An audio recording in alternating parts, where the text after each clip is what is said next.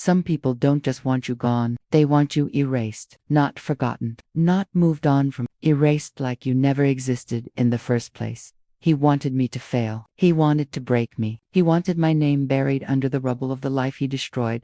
But what he never expected, what he never even imagined, was that the very failure he engineered, the one designed to crush me, would become the foundation of something he could never outrun. My name is Amara Wells, and 3 years ago, my life didn't just fall apart, it was ripped apart, violently, suddenly, deliberately. In a single afternoon, I lost everything that made up the world I called mine, my home, my marriage, my job, my reputation, and the people who once smiled in my direction, who once cheered for me, clapped for me, called me inspiring. Those same people couldn't turn away fast enough. They whispered like I was some kind of contamination, a warning sign, a downfall they were relieved wasn't theirs. And all of it, every single explosion that blew my life off its foundations, traced back to one man, Elias Kane, the man I once loved, the man I once trusted, the man I once believed would protect me before anyone else. But Elias wasn't interested in leaving. He wasn't interested in separating. He wasn't even interested in ending things like a normal person. No, that would have been too clean, too decent, too human. Elias wanted a spectacle. He wanted a collapse. He wanted my destruction so complete that even I would begin to question whether I ever had value at all. And, for a terrifying moment, he won. For a short time, he had me on my knees, broken, humiliated, shaking with a kind of fear I didn't even know existed. That version of me, that fragile shell of a woman, she no longer exists. The woman who stands in her place now, she is the reason Elias can't go anywhere. Not a mall, not an airport, not a business lobby, without seeing my face somewhere. On a billboard, on a magazine cover, in a headline, in a video suggestion, in a product display. His attempt to erase me didn't just fail. It backfired so brutally that I became unavoidable.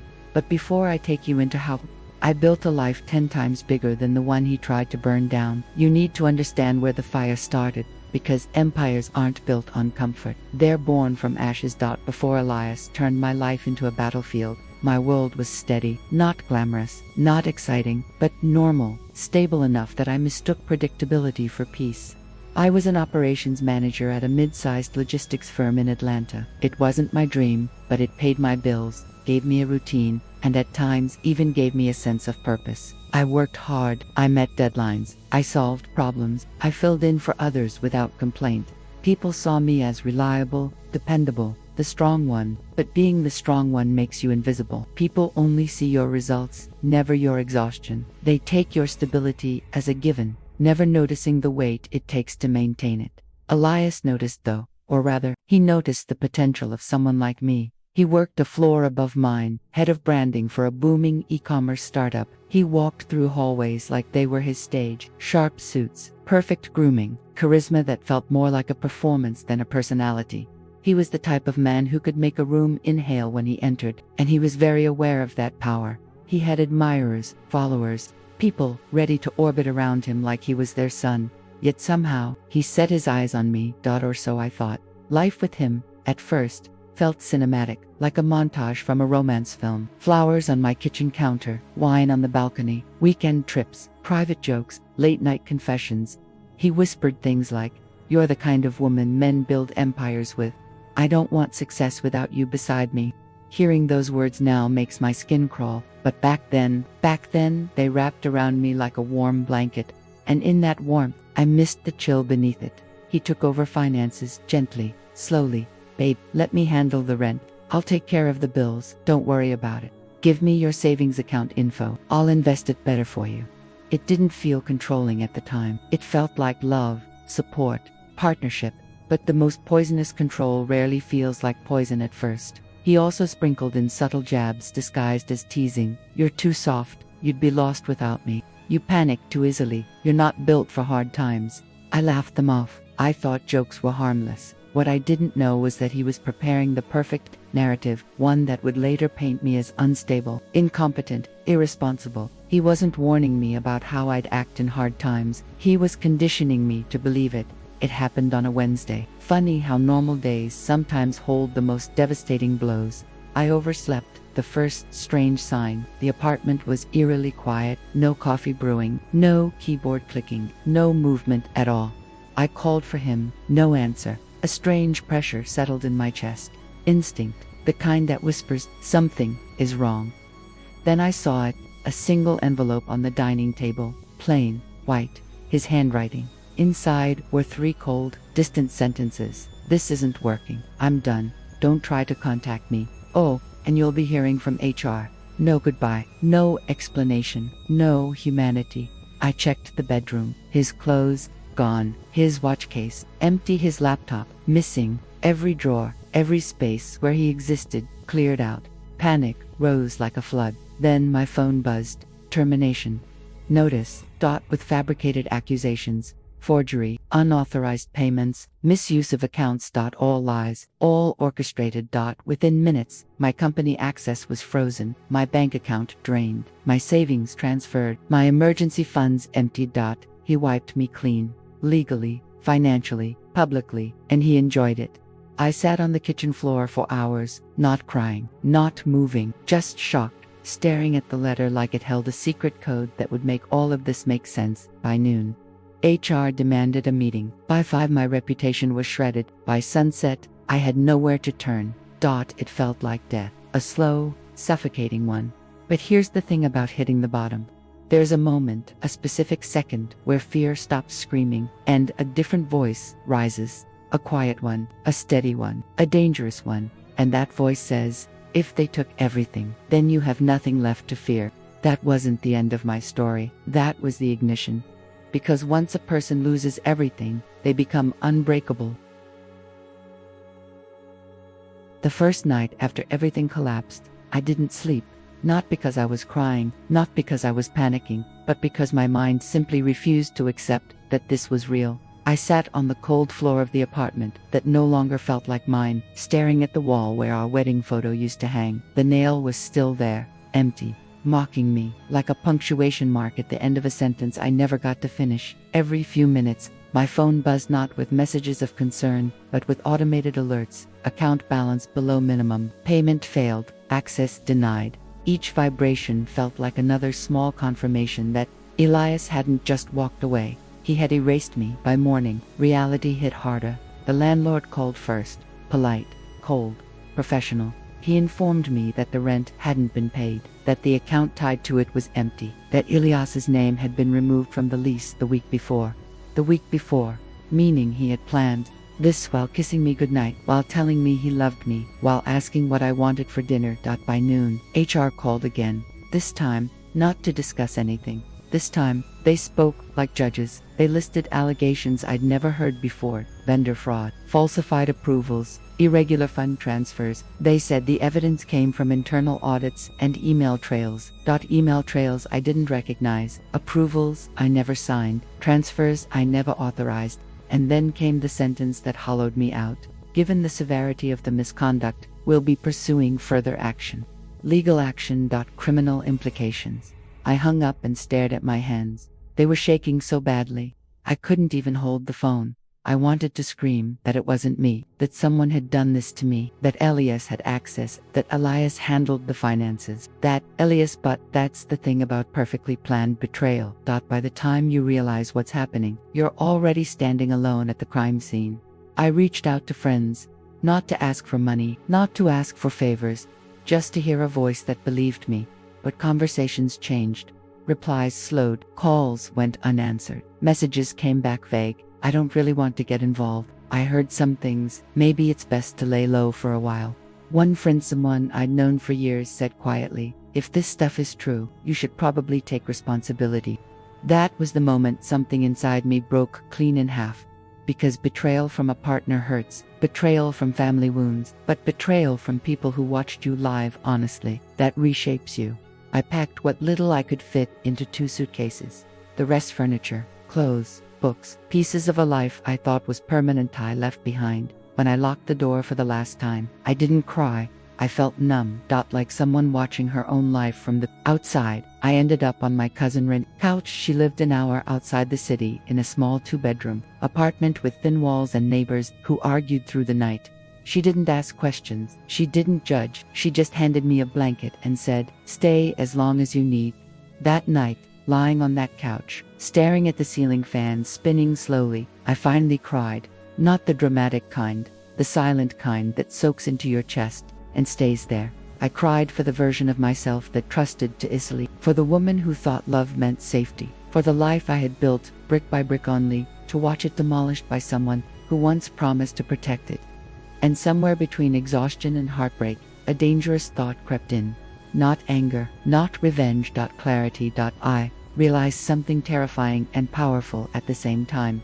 Elias hadn't destroyed me because I was weak. He destroyed me because I was useful, because I was competent, because I was capable, because I carried systems in my head, operations in my instincts, structure in my bones. He used my skills, my access, my reliability, and then framed me with them. That realization didn't heal me, but it lit something. The next morning, I woke up before Renee left for work. I showered, put on clean clothes, sat at the small kitchen table with a notebook. No tears, no panic. Just questions. What do I know how to do? What skills did I build that no one can take? What problems can I solve better than most people? I listed everything: operations, process optimization, vendor coordination, supply chain logistics, crisis management, budget controls, workflow systems, things I'd done quietly for years, while other people took credit. That was when it hit me. I didn't need a company. I didn't need a title. I didn't need permission. I needed leverage, and leverage starts with value. I created a bare-bones resume. No company logos, no fancy language, just outcomes. I sent cold emails to small businesses, startups, local warehouses, independent sellers, anyone who might need help fixing broken systems. I didn't ask for full-time jobs. I offered short-term consulting, low risk, quick wins, paid per project. The first 10 emails went unanswered. The next 20 got polite rejections. Then one response came in. A struggling regional distributor, late shipments, bleeding money, internal chaos. They couldn't afford a consultant, but they could afford a trial. 2 weeks, small fee. I said yes immediately.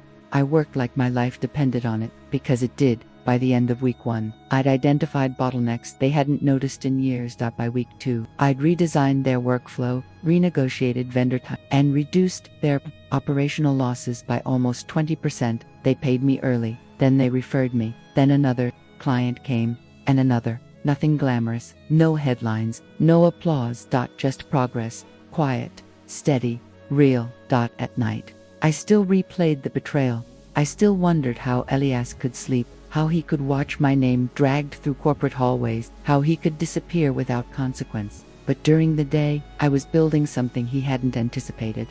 Independence. Elias assumed I would crumble, that I'd spend months trying to clear my name, that I'd beg, that I'd fight emotionally instead of strategically. He didn't realize something crucial. When you strip someone down to nothing, you also strip away their fear of starting over. I wasn't trying to get my old life back. I was designing a better one, and somewhere out there, while he believed I was still broken, the foundation of my empire was quietly taking shape. Not flashy, not loud, but solid. And once something like that takes root, it grows, whether anyone is ready for it or not.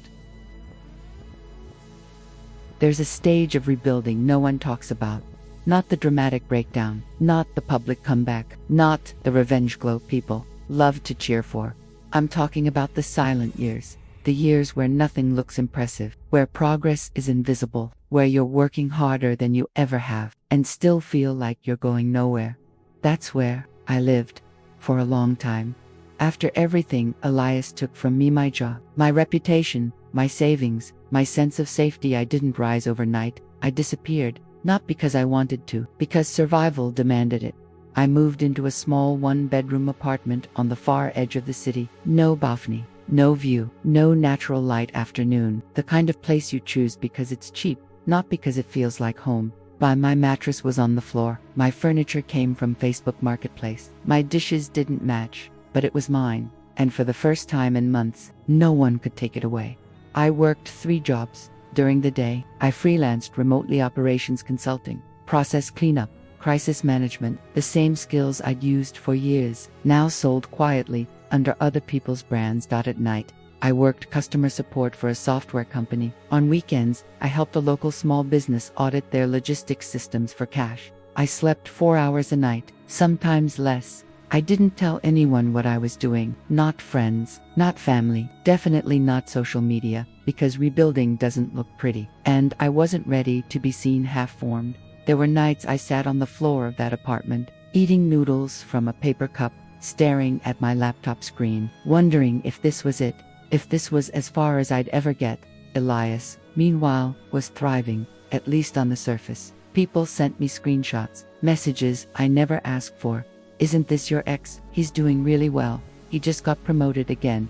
Photos of him at conferences, podium shots, luxury hotels, new suits, new smiles. And always his arm around someone new. Every time I saw his face, my chest tightened, not with love, not even with anger, with something worse. The fear that he'd won. But here's the thing, no. One tells you, when someone betrays you at that level, they don't just steal your past. They accidentally wake something dangerous in your future.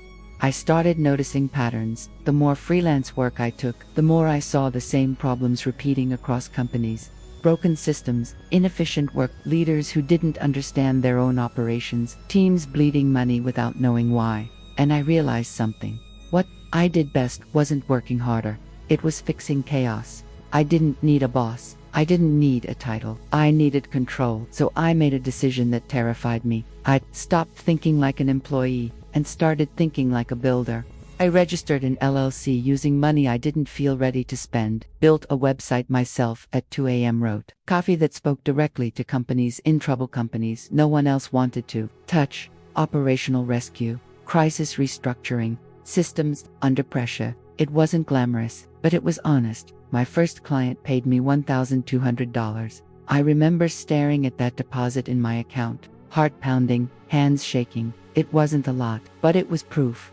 Proof that Elias didn't own my future. Proof that my skills still had value. Proof that I could build something from nothing. Slowly, word spread. A startup founder told another founder. A struggling crew mentioned me in a closed Slack group. Someone forwarded my email. The work multiplied. So did the pressure. I handled everything myself. Sales, delivery, contracts, invoicing. Some days I worked 14 hours straight. Some nights I cried in the shower so no one could hear me. But I didn't stop, because something had changed. I wasn't working to survive anymore. I was working to become undeniable. 2 years after Elias left, I signed a 6-figure contract. I sat alone in my apartment, laptop open, rereading the agreement over and over, convinced there had to be a mistake. There wasn't. I didn't celebrate. I didn't post. I didn't tell anyone. I upgraded my chair, bought better groceries, paid off debt quietly, and kept going. That's when the shift happened. Clients stopped asking if I could help. They started asking when I was available. I hired my first employee, then my second, then a small remote team.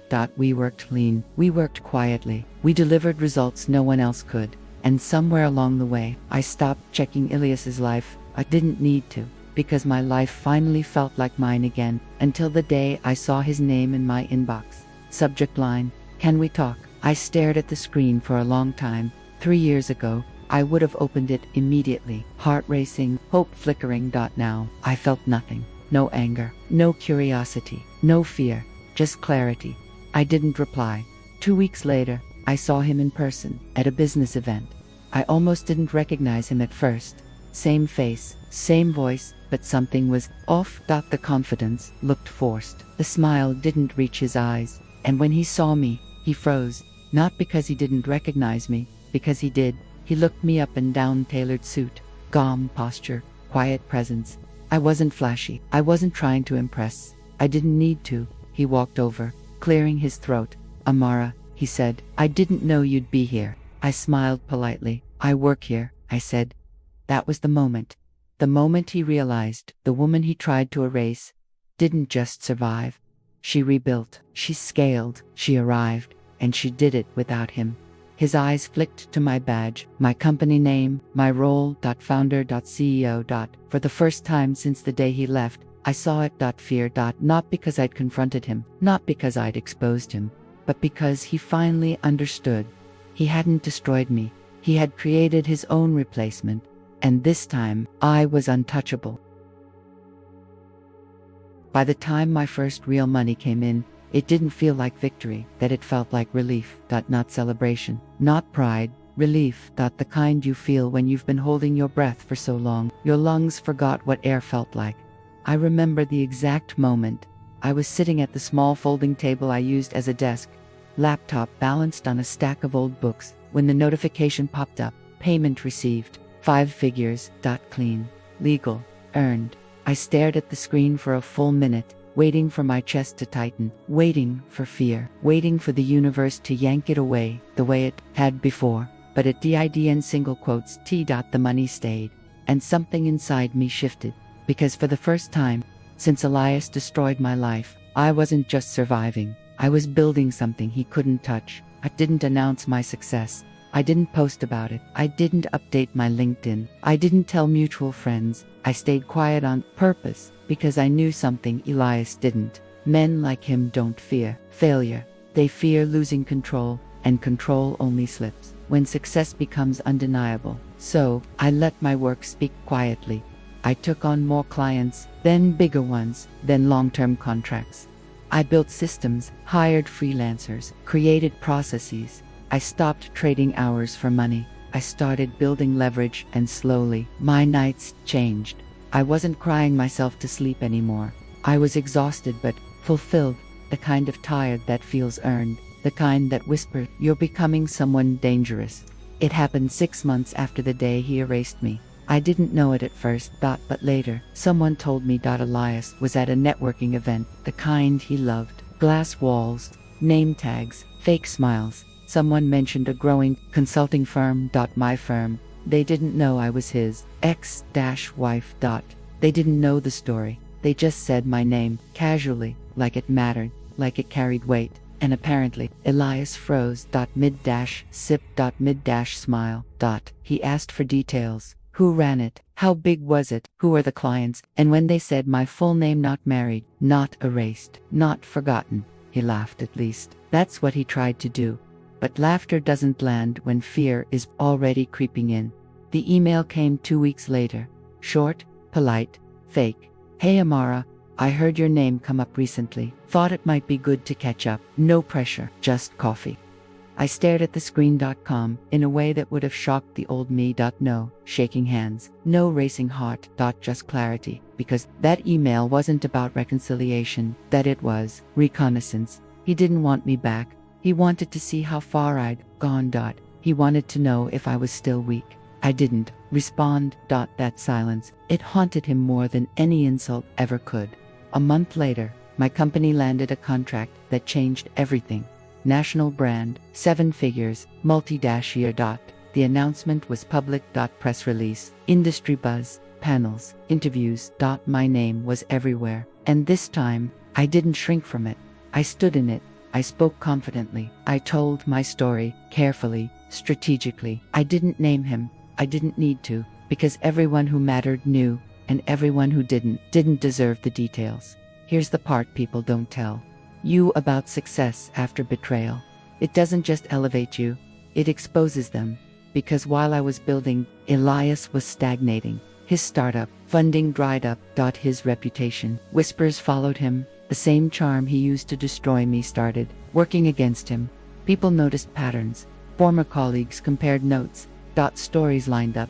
And suddenly, the man who controlled narratives couldn't control his own. I didn't orchestrate his fall.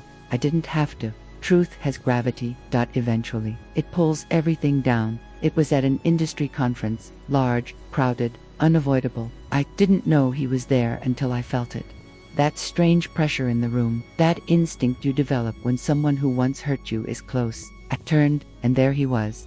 Older, thinner, still, polished but brittle around the edges. He saw me too, and in that moment, I saw it. Regret. Not because he loved me, not because he missed me, because he underestimated me, because he thought I'd disappear, because he never imagined the woman he tried to erase would become the one everyone listened to. He didn't approach, he couldn't. Power had shifted, and he knew it. People always ask me now, was it worth it? They mean the pain, the loss, the destruction.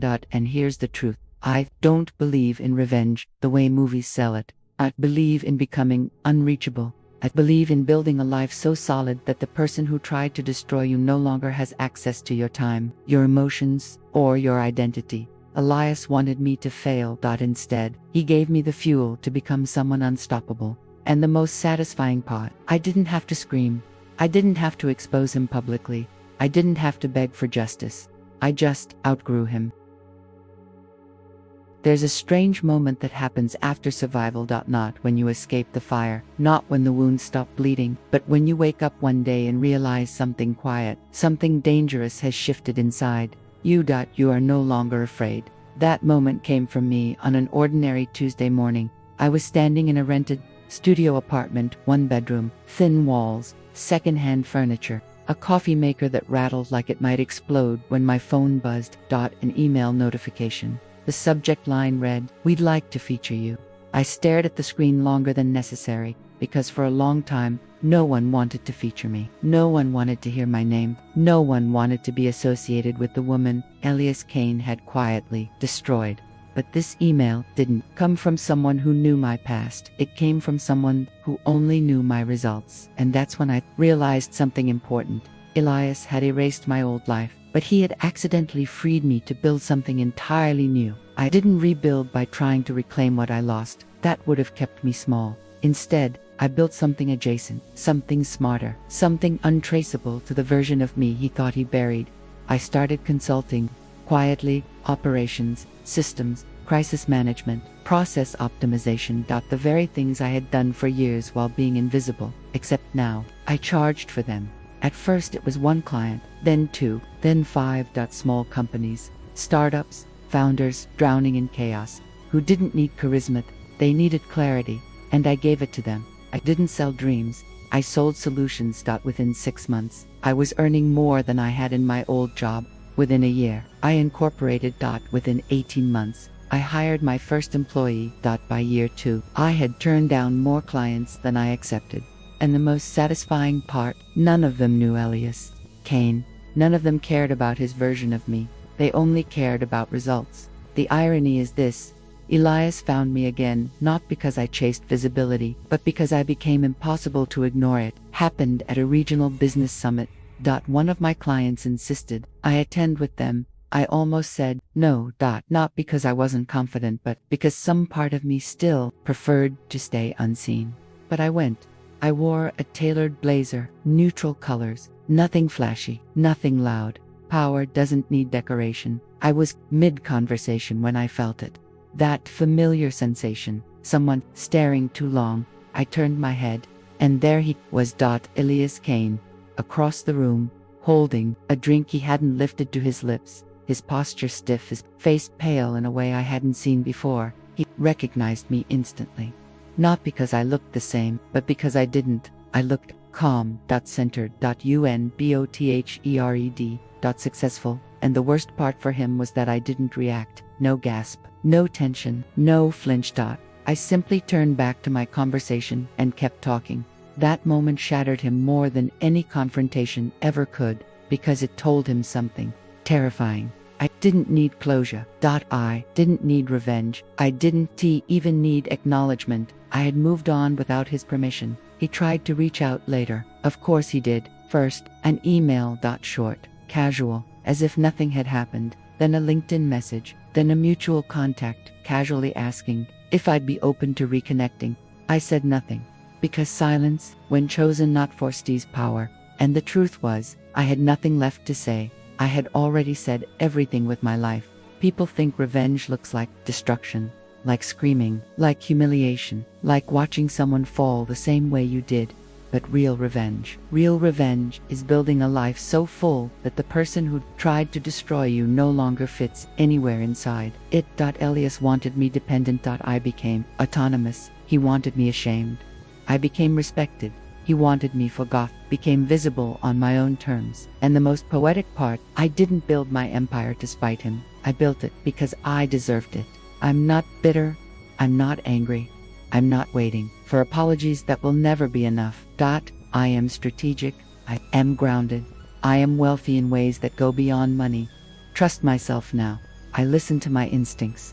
I protect my peace, like it's sacred because it is. And when people ask how I did it, how I went from betrayal to power, from collapse to empire, I tell them this: someone tried to erase me, so I rebuilt myself in a language they could never speak.